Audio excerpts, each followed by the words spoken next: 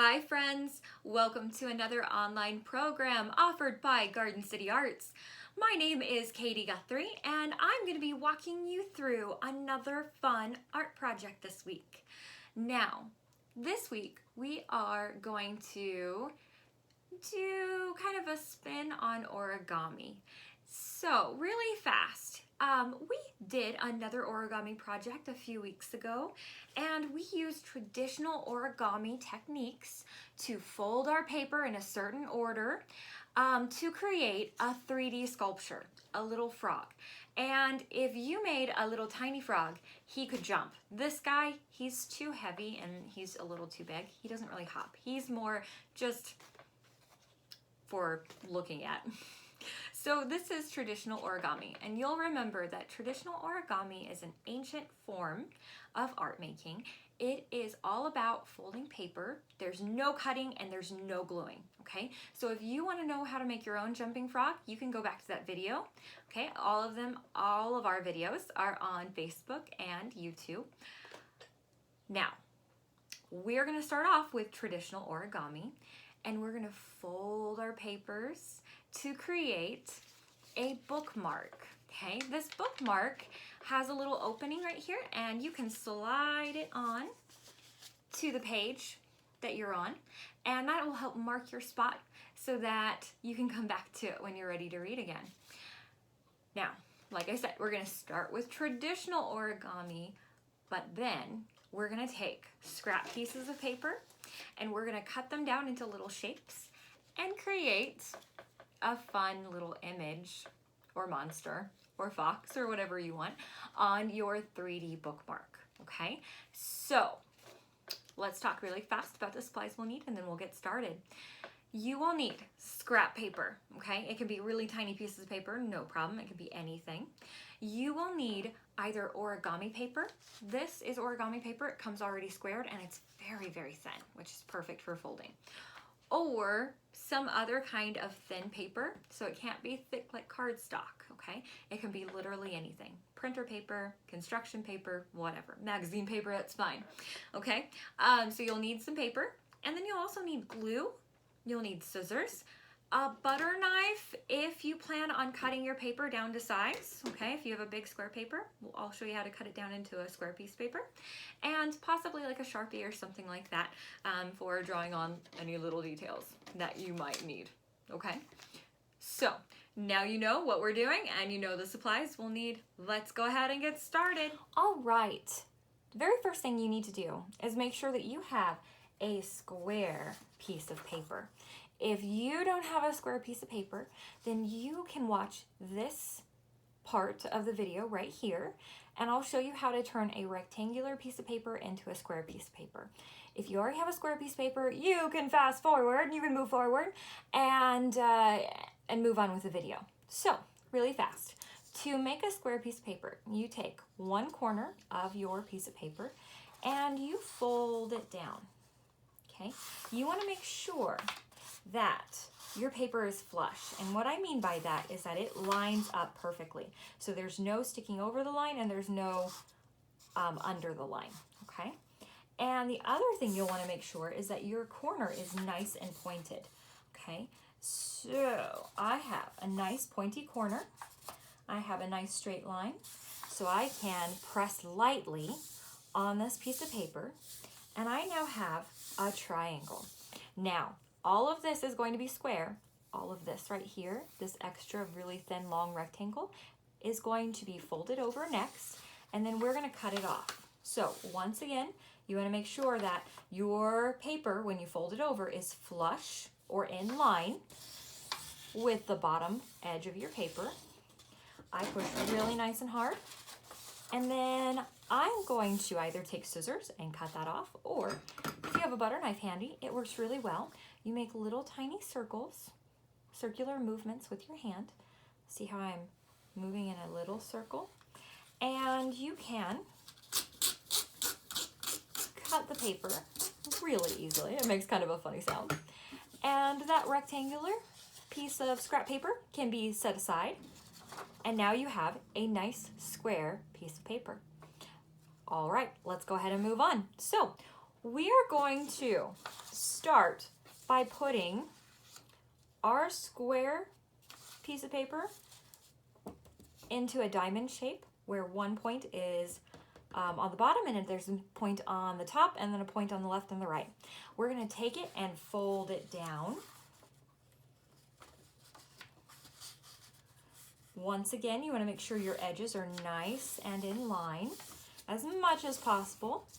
You can press hard and then you can flip it right side up. So now you have one giant triangle. The flat part should be closest to you and the point should be far away from you, just like I have it in the video. Next, we're going to take one of the points. So when we fold this down, the back of the paper or the other point is still there. And we're going to bring this point down to the bottom edge of our paper. We're bringing it down there. I hold it with one hand. I use my finger and I crease it just like that. So now on the video, you might see there's 1, 2, 3, 4 little tiny triangles inside one big triangle. Okay, so this step is the hardest part of the entire video. You have to take these little wings and you have to fold them up. Okay, now remember how I talked about flush when I was showing you how to square your paper? You want to make sure that when we take this point and bring it to the top, we're not pushing yet until we make sure that the paper is flush or in line with this top edge. So I couldn't push like this. If I pushed like this, it would not look right and it would not be good origami. I have to bring it right in line so that it matches right up to the edge. There's not any over or any under. And I crease it and then I bring it back down, okay? Sometimes with origami, you make folds just to make crease lines, but you don't keep it folded, okay? You unfold it and then you'll see there's a crease line, okay? Or a line where the paper's been folded and unfolded. Okay, I'm gonna do the exact same thing on the opposite side. So I bring my left corner of my triangle up to the point or top of my triangle and hold it in place. Make sure it's nice and flush with the edge and then crease it and unfold. Okay, so not much has changed. We just have gotten 2 creases in our paper. This is the hard part, okay? We're going to take our pieces of paper and we're going to fold them into the middle of our paper. Now, when you do this, you have to make sure that before you push and make a crease and make it permanent, you're really tucking that piece of paper inside of our triangle, okay? Just like that. So we're tucking in the paper. After we know that we've gotten the point of our triangle all the way down inside the fold and as far down as possible, we can push hard and make a crease. The way you know that is that look at this point right here. If it is not a nice point, if it looks like that, nope, you need to keep tucking, okay? It needs to be a nice, beautiful, thin point like a freshly sharpened pencil. Okay, then I can make my crease. I'm gonna do the other side. I'm gonna repeat it really fast. And looks like my folds are a little off because it doesn't line up perfectly. If that happens to you, that's okay. Origami is not the easiest thing to do. It takes a lot of patience and a lot of practice. Okay, so mine's a little off, but that's okay. It still will work. Okay, so I now have a nice basic bookmark that I could slide onto the page of a book that I'm reading. All right, now you could stop the video here and call it good, but if you want to keep going, you can. We're going to break outside of traditional origami now, and we're going to cut out different shapes and then paste them on. If you want a monster like I did, then I'm going to show you how to do that right now. If you want a fox, you can kind of problem solve and make one on your own. You can also look up ideas on the internet, or you can come up with your own thing. You could even doodle on this piece of paper and not make a creature at all, but just make a basic design. It's up to you. All right, we're gonna go ahead and get started on making this monster. So, first thing I need, I'm going to grab some white pieces of paper. Now, I'm going to draw out 2 big round circles, and these are going to be for his or her eyes. Okay, the next thing I'm going to do is I'm going to think about the teeth. If you want the teeth, no problem. You need to think about how wide your opening is. So this wouldn't be big enough unless I wanted to make a vampire monster. This is bigger, but still not quite big enough. I might not have a piece of paper big enough, so I might just have to make a vampire monster, and that's fine.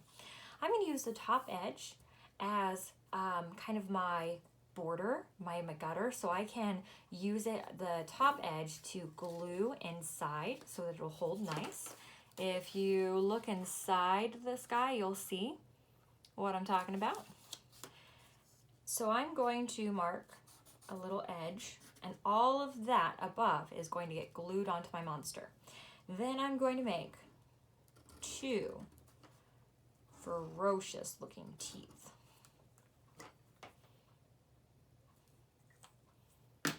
And now that I have all the white parts done, I'm going to cut. Now you could leave the black border on if you want to. I'm cutting it off, okay? So I'm cutting on the inside of that line so that the black border will not show up. If you want a black outline, that is absolutely fine. You can keep that. And there are my 2 ferocious looking teeth. Looks like I was a little off. Okay, so I have teeth. I'm not going to glue it all until I have everything done and I know that I'm happy with my monster. Remember, gluing it makes it permanent. So if you aren't sure about it, don't glue it. I would suggest kind of doing everything first before you glue.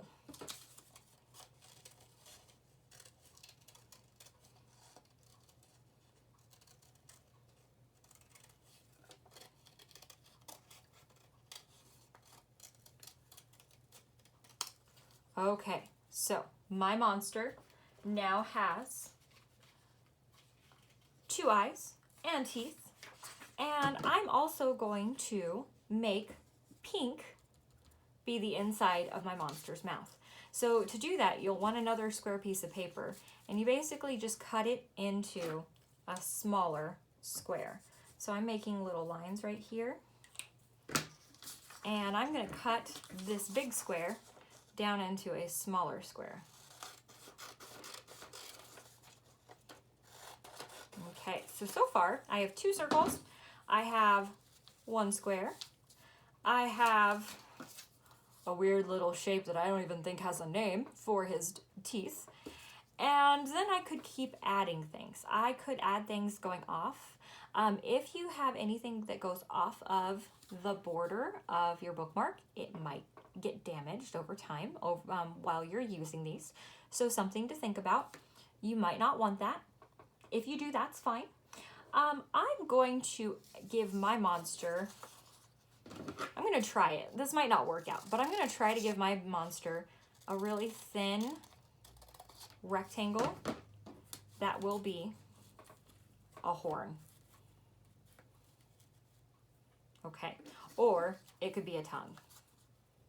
Who knows? We could make 2 of them and then do a horn and a tongue. Who knows? Anyways, so after you have that done, you could take your Sharpie and draw pupils inside your circle.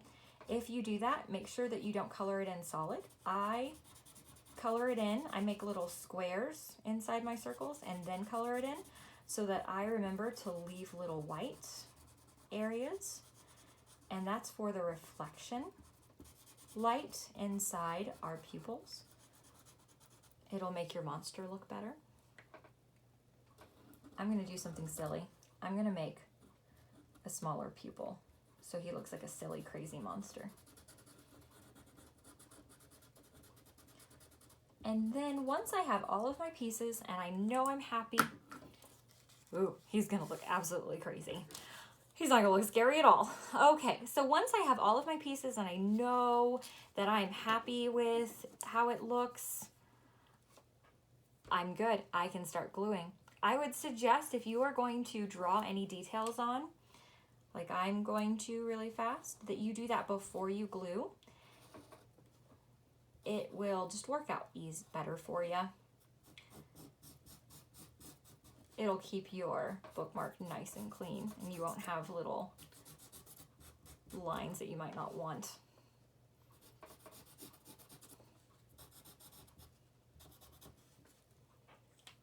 Okay, so time to start gluing. I always work from back to front, okay?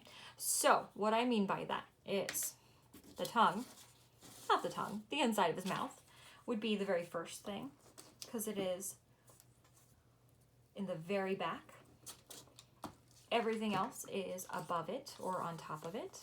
So I put a whole bunch of glue, slide it in, and push down so it's nice and glued. Uh-oh. This poor guy, he's gonna look super crazy. His mouth is off-centered. Okay, there we go. Okay, and then I do his teeth, or her teeth.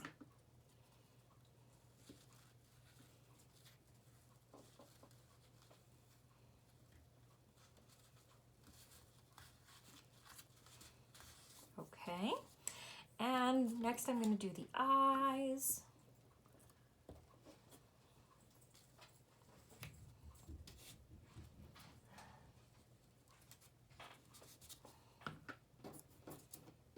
And then the crown.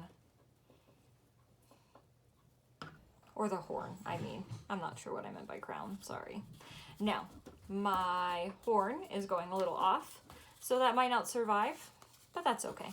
So, there's my crazy monster. He intentionally looks a little silly, and I hope that you learned something today. I hope you have fun making your own bookmark, monster, or animal, and have a good rest of your week. I hope to see you next week when we do another fun project.